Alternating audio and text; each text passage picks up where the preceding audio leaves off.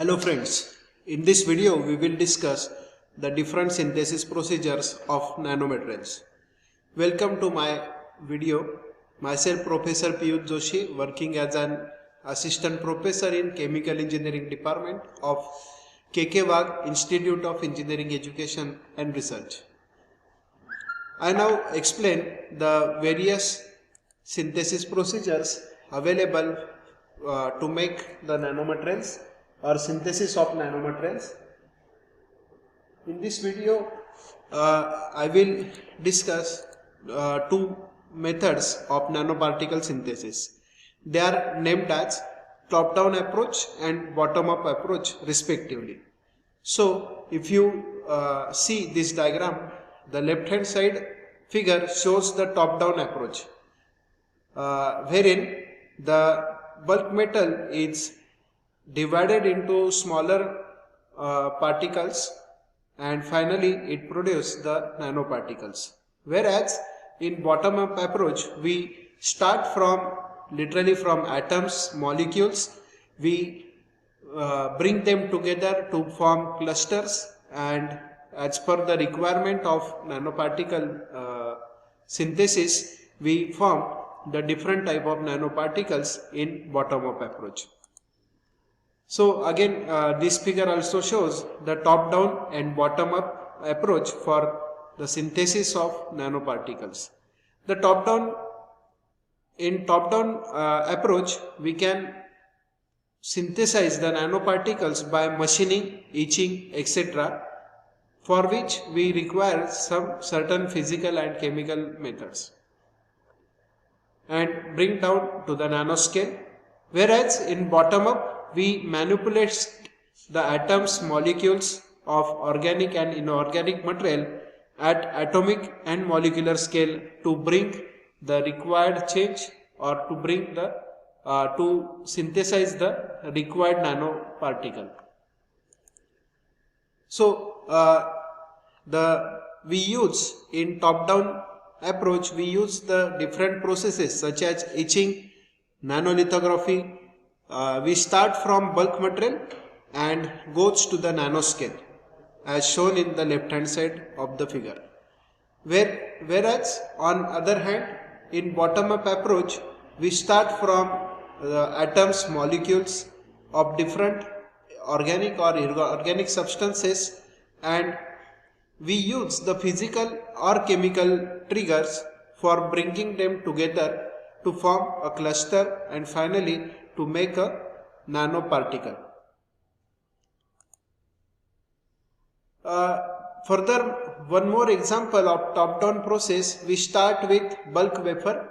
We apply layer of the photoresistance material on the wafer. We expose that wafer with UV light through the mask and we etch the wafer and we can synthesize a nano layer onto the top of this bulk wafer. This etched wafer with desired pattern is now obtained and this etching can be done at nanoscale. So this is the one of the example of top-down approach. The second is the bottom-up, as we already discussed in previous slides also. We start with bulk wafer. We alter the area of wafer where the structure is to be created by adding polymer or seed crystal or other.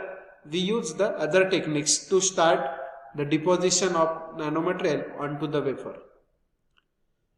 The grow or assemble the structure on the area determined by the seed crystal or polymer, and this assembly of atom to atom or molecule to molecule, the substance is going to attach on the surface of wafer, and this technique is generally called as self-assembly.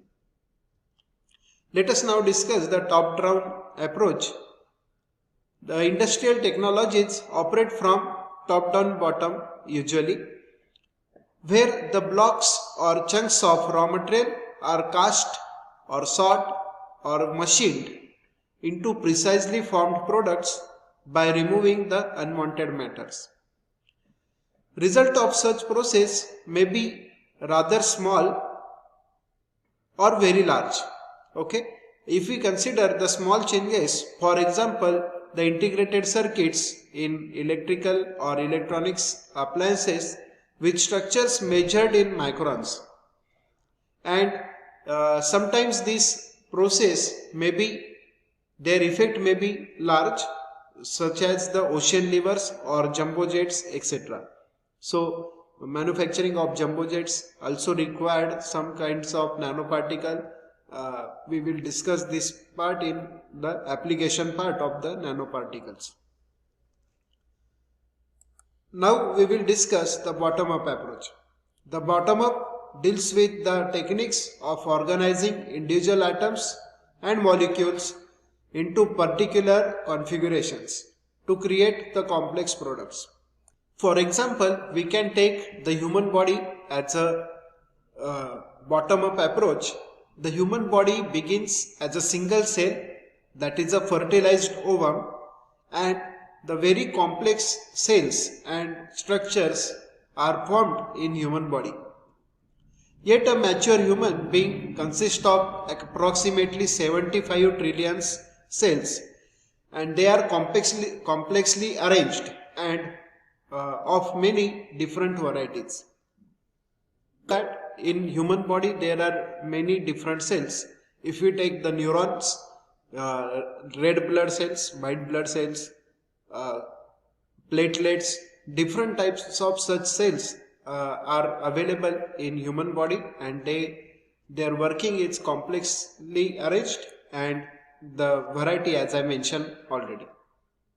The molecular machinery responsible for this is capable of such results because it performs operation in parallel and from the bottom up.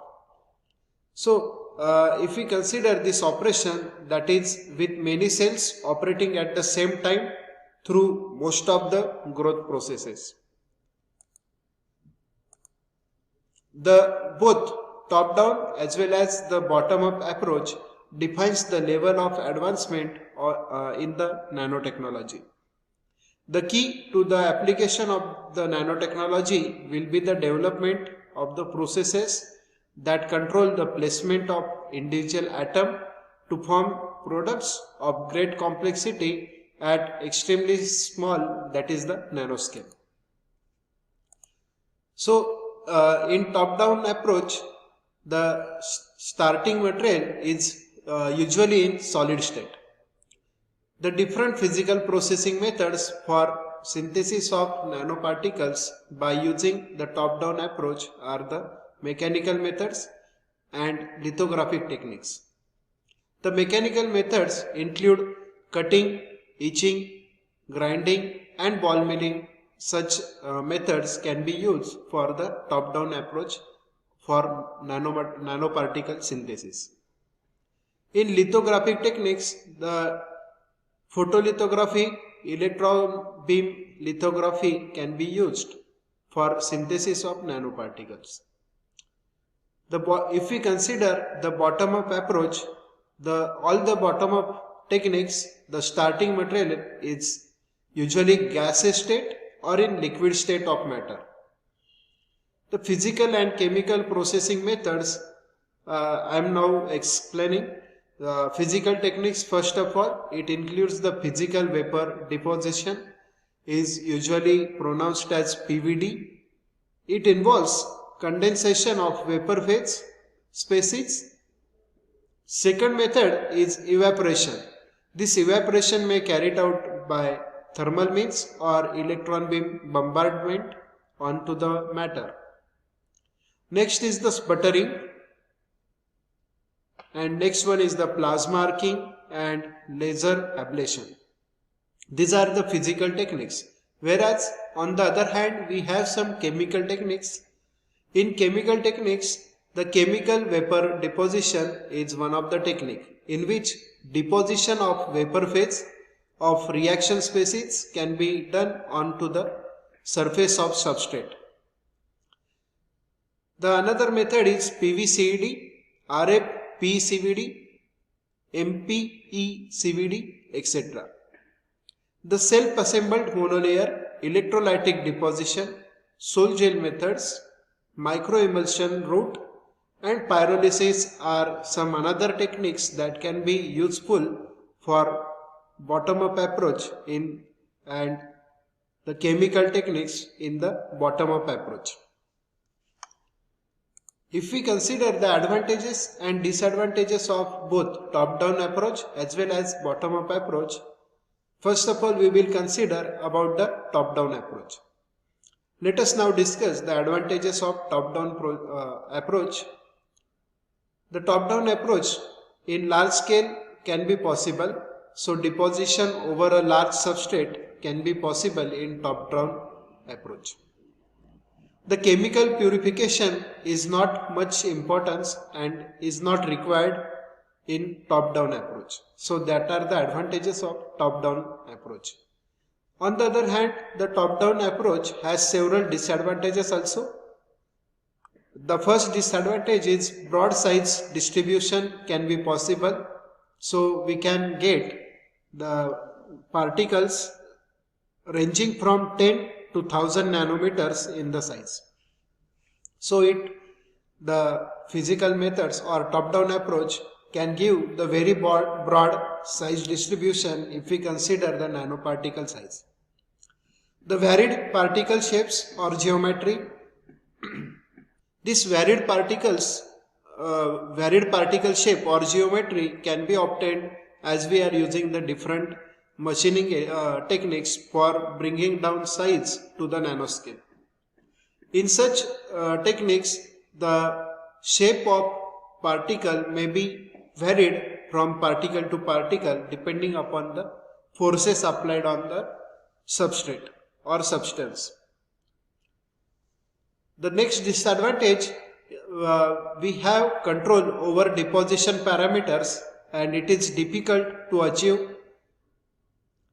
The next disadvantage in top-down approach is the interference of the impurities that may be caused due to the stresses, defects, imperfections get introduced while machining or when we are using the methods that are suggestible for the top-down approach. On the other hand, bottom-up approach, it has some advantages. Ultra-fine nanoparticles, nanoshells, nanotubes can be prepared easily using the bottom-up approach. Second advantage of bottom-up approach is deposition parameters can be controlled properly in a properly monitored atmosphere. The narrow size distribution can be possible in bottom-up approach. Generally, the nanoparticles in the range of 1 to 20 nanometer can be obtained using the bottom-up approach. The bottom-up approach is sometimes include the cheaper techniques for the preparation methods. Whereas the bottom-up approach has certain disadvantages also. The first one is the large scale production is difficult by using the bottom-up approach, as very monitored environment is need to be maintained while using this bottom-up approach. The second disadvantage is chemical purification of nanomaterials is required. So the material of which the nanoparticle is to be synthesized should be available in the purest form, so that there should not be any impurities as such in the nanoparticles. If we consider the different synthesis methods, they are generally categorized as physical, chemical, biological and hybrid synthesis methods for nanoparticle synthesis. The physical further classified as mechanical and the different vapor deposition techniques. Chemical includes the colloid, sol gel, LB films, etc. Biological are using biomembrane, DNA, enzymes, microorganisms, and hybrid include the electrochemical, chemical vapor deposition, etc. We will now discuss the different mechanical methods that can be used for synthesis of nanomaterials. The first one is the high energy ball milling. The bulk nanoparticles in the form of powder can be manufactured in the high energy ball milling. The ball milling involved in this mechanical method are having four types. The first one is the planetary mill, second is vibratory mill, third is rod mill, and the last one is the tumbler mill. Whereas the second method that can be used in mechanical method is melt mixing. So different nanoparticles are arranged in glass in this mechanical method. Let us now discuss the high energy ball milling. The high energy ball milling is the one of the simplest way for the synthesis of nanoparticles of some metal and metal alloys in the form of powder. The some material like cobalt, chromium, vanadium, nickel, titanium, aluminum, ferrous alloys and gold ferrous alloys can also be made nanocrystalline using the high energy ball milling.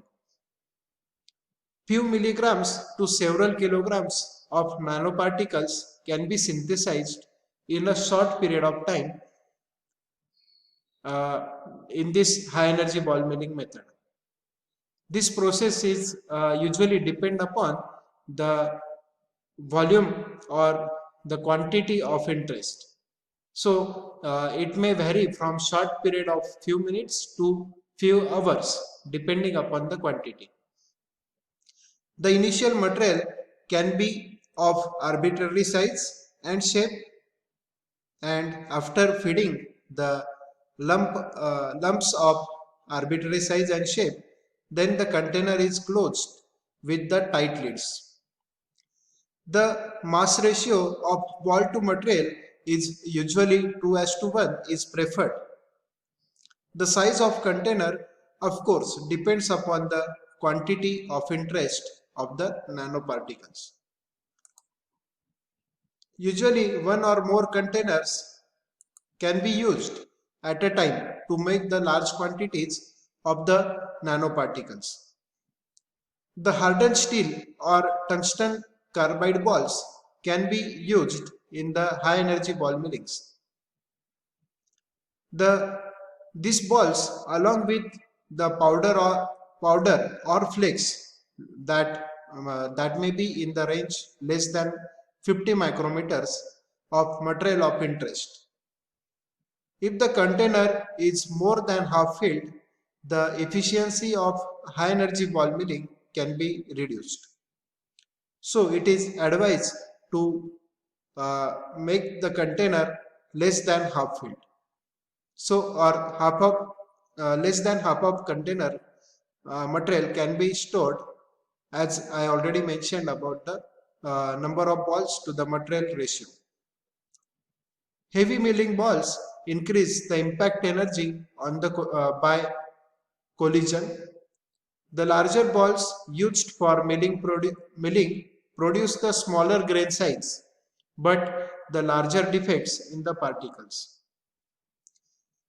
The process, however, may add some impurities from the balls, as the balls are continuously collided on the wall of the container as well as on the material, or the material of ball itself may be due to the attrition. It can lead to introduction of some impurities from the balls. The container may be filled with air or inert gas. However, this can be an additional source of impurity if the proper precaution to use high purity gases is not taken. The air or inert gas, if in impure form introduced, that may lead to formation of further impurities by the reaction of the substrate or the material to be synthesized in a high energy ball milling. It can react with air or inert gas, and it may introduce or it may produce new impurities.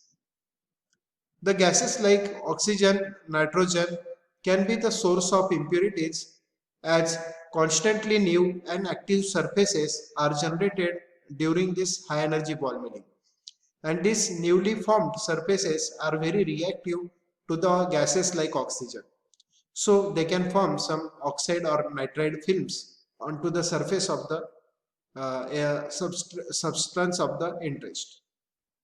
The cryocooling is used sometimes to dissipate the heat generated during the high energy ball milling. Also introduce the liquid during the high energy ball milling. The containers are rotated at higher speed, generally a few hundreds of RPM around their own axis. Additionally, they may rotate around some central axis and are therefore called as planetary ball mill.